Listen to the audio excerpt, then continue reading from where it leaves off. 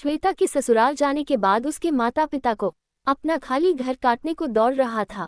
श्वेता चुलबुली, बड़बोली और खुले दिल की लड़की थी। मम्मी के दिल में एक ही बात खटकती रहती थी कि श्वेता देवधर्म, कर्मकांड वगैरह नहीं मानती थी। तरह तरह के पकवान हम कभी भी बना सकते हैं, इसके लिए किसी त्योहार की जरूरत क्यों?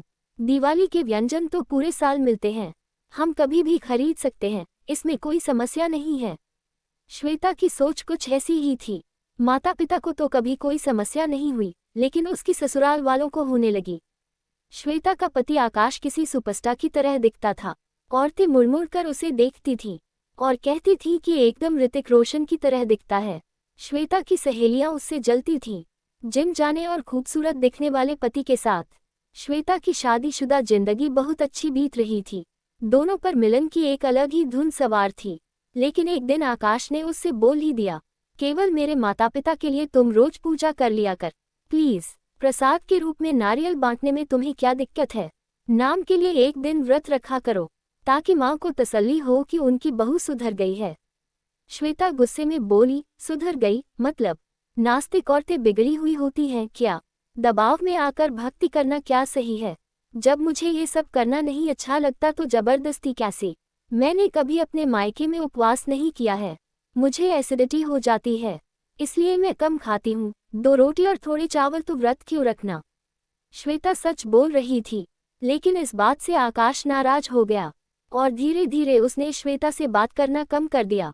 जब भी श्वेता की जिस्मानी संबंध बनाने की इच्छा होती तो आज नहीं, मैं थक गया हूँ कहते हुए आकाश मना कर देता।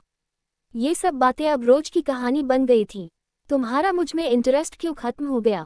तुम्हारी दिक्कत क्या है? श्वेता ने आकाश से पूछा। बेडरूम में उसका खुला और गठीला बदन देखकर श्वेता का मन अपने आप ही मचल जाता था, लेकिन आकाश ने साफ शब्दों में कह दिया, तुम पहले भगवान को मानने लगो, माँ को खुश करो, उसके बाद हम अपने बारे में सोचेंगे। मेरा भगवान, पूजा पाठ में विश्वास नहीं है, ये सब मैंने शादी से पहले तुम्हें बताया था। जब हम दोनों गोरेगांव के बगीचे में घूमने गए थे, तुम्हें याद है? मुझे लगा था कि तुम बदल जाओगी। ऐसे कैसे बदल जाऊंगी? मैं कोई मन में गुस्से की भावना रखकर नास्तिक नहीं बनी हूँ। यह मेरा सालों का अभ्यास है। धीरे धीरे श्वेता और उसकी सास के बीच झगड़े होने लगे। श्वेता उनके साथ मंदिर तो जाती थी, लेकिन बाहर ही खड़ी रहती थी, जिस पर झगड़े और ज्यादा बढ़ जाते थे।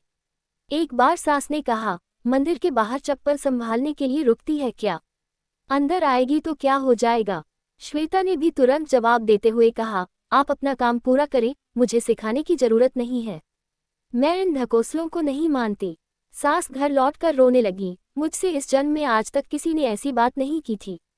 ऊपर वाला देख लेगा तुम्हें। ऐसा बोलते हुए सास ने पल भर में एक पढ़ी लिखी बहू को दुश्मन ठहरा दिया।